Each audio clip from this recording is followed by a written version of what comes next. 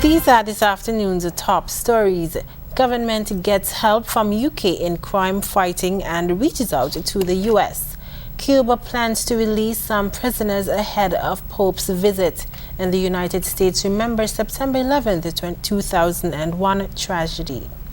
Good afternoon. Welcome to the ZIZ Midday Newscast. Today is Friday, 11th September 2015. I am Nisha David. In national news, the Prime Minister, the Honorable Dr. Timothy Harris, has revealed that local government is in the process of securing resources from the government of Taiwan to extend the support of the crime expert team from the United Kingdom, which has been working in the Federation for the past few months. During Thursday afternoon's Prime Minister's monthly press conference, Dr. Harris, who also serves as Minister of National Security, said his government had expanded its reach into the United States to get help with crime solving. I must equally say that we have approached the government of the USA and we have solicited their support in bringing FBI into St. Kitts and Nevis, again to complement the activities that are taking place. David King of the Foreign Expertise Team also gave an update on the work to date. We'll have more on the crime fighting aspects of Thursday's press conference in tonight's newscast. Representatives of ZIZ Broadcasting Corporation, ZBC's board, managers and department heads, former employees, personnel from other media houses, and members of the private sector gathered in the conference room of the Ocean Terrace Inn on Thursday night for a 3-hour in-depth planning session. That session commenced at 7 p.m. with remarks by the company's general manager, Clement Ogaro, who acknowledged the need for constant change but affirmed his company's importance to the country. Encouraging participation is therefore key to the survival of media outlets in a competitive marketplace, while also providing an opportunity to engage with audiences. From an audience perspective, it means that it can influence the content in a very proactive way, and it enables individuals to access a ready-made platform through which they can share their opinions. And that's why we're here tonight. We're soliciting opinions because we realize that ZIZ is a very important brand. Recently appointed chairman of the ZBC Board of Directors, Douglas Watley, led the discussions. However, in his opening remarks, Watley said it is important for the company's staff to be part of the restructuring exercise.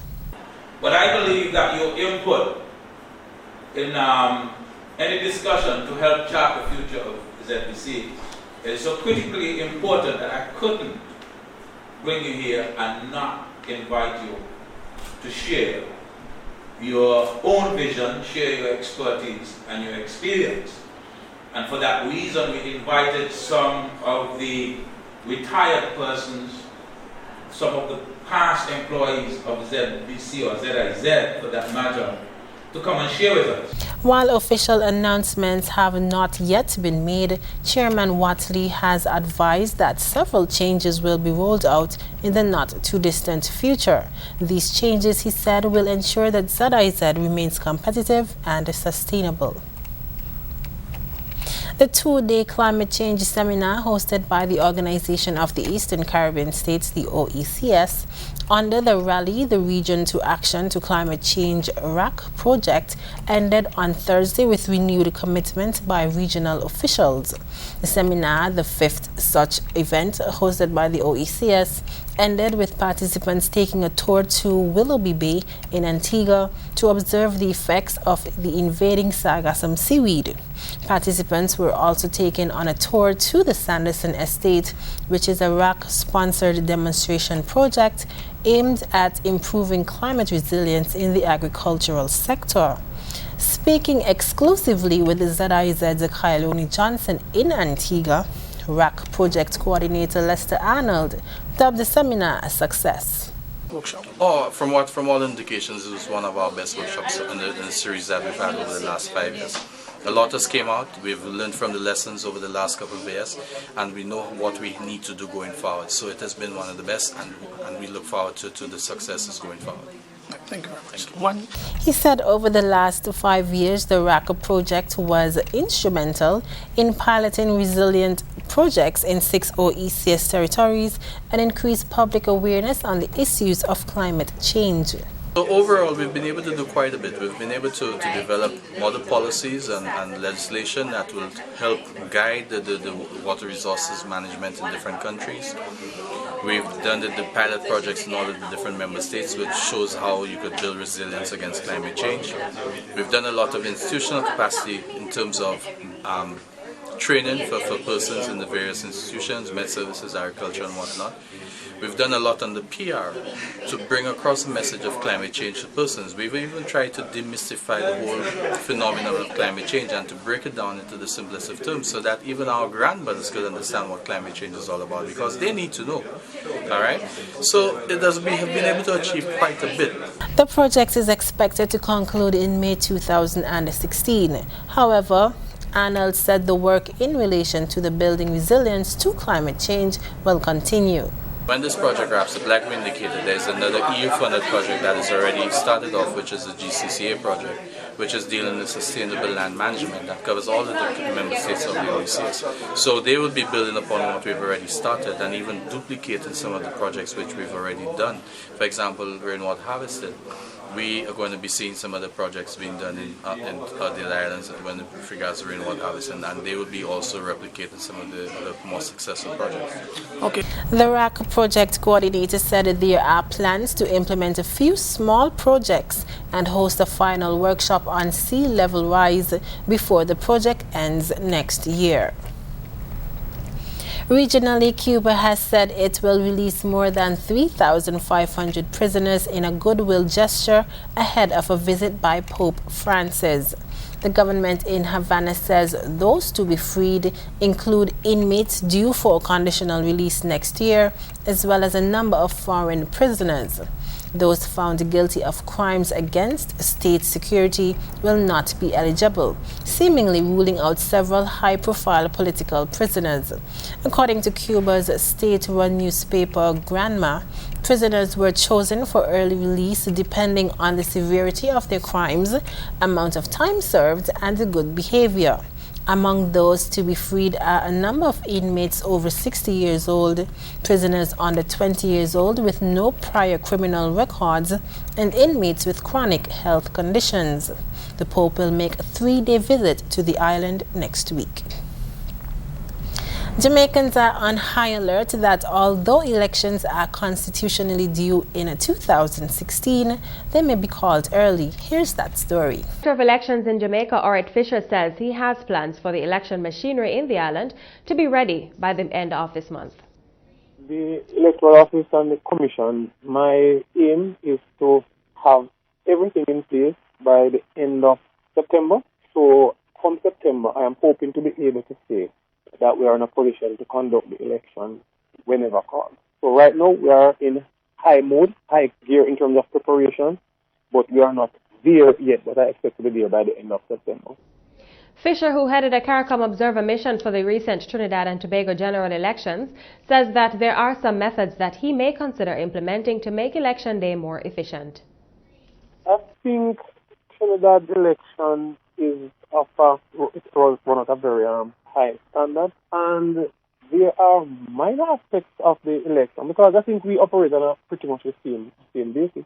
There are aspects of the election that I would consider implementing, but which I would not want to address before having any discussion with the commission and so on. But there are aspects that we could look to introduce, not in a major way or anything that would, but some of the things that they did and did well on the day itself. There were indications that we could look at some of these. Internationally, America pauses today to mark the 14th anniversary of the September 11, 2001 terror attacks that killed nearly 3,000 people. The largest ceremony took place on Friday morning at the National September 11th Memorial and Museum near the site of the World Trade Center's Twin Towers, which were brought down when two hijacked passenger jets slammed into them that day. Families of the victims gathered at the Memorial's Plaza and marked the day, tolling bells and observing moments of silence. As is customary, the names of the deceased were read. President Barack Obama observed a moment of silence with the First Lady and White House staff on the mansion's south lawn. He plans to visit Fort Meade in Maryland in recognition of the military's work to protect the country. The observance began at 8:46 a.m. when the first plane slammed into the World Trade Center North Tower. A Republican-backed effort to derail the Iran nuclear agreement has been narrowly blocked in the U.S. Senate. The vote on Thursday cleared the way for the deal's implementation, handing U.S. President Barack Obama perhaps the greatest foreign policy victory of his 6 years in office. Is there anyone who wishes to vote? A Republican-backed measure to derail the Iran nuclear agreement has been blocked in the U.S. Senate. The nays are 42. It fell 2 votes short of the 60 needed to advance the resolution of disapproval. The result is seen as a major foreign policy victory for Democratic President Barack Obama. He's been enlisting veterans and mothers of soldiers killed in action to support the nuclear pact. There's been a show of opposition against the nuclear deal, but Democrats say the vote has killed efforts in the Republican-controlled Congress to stand in the way. Had opponents of the agreement passed the resolution, Obama would have been barred from waiving many U.S. sanctions on Iran, a crucial part of the pact. Taking a look at the weather, today is expected to be cloudy with an 80% or a higher chance of showers and a 30% chance of thunderstorms. Some showers could be locally or briefly heavy. Winds are moderate with a breeze of 14 miles per hour from the northeast. Seas are moderate with heights around 6 feet. Caution is therefore in effect for small craft operators and sea bathers. Meanwhile, tonight is forecast to be partly cloudy with a 30% chance of showers. The remnants of Tropical Storm Grace are moving through the eastern Caribbean, and as a result, skies across the Leeward Islands will be mostly cloudy with periods of showers or rain and possibly thunderstorms. Sunset for today should be around 6:17 p.m. That brings us to the end of the ZIZ Midday Newscast. Join us this evening for these stories and more in detail. Thank you for joining us. I am Nisha David.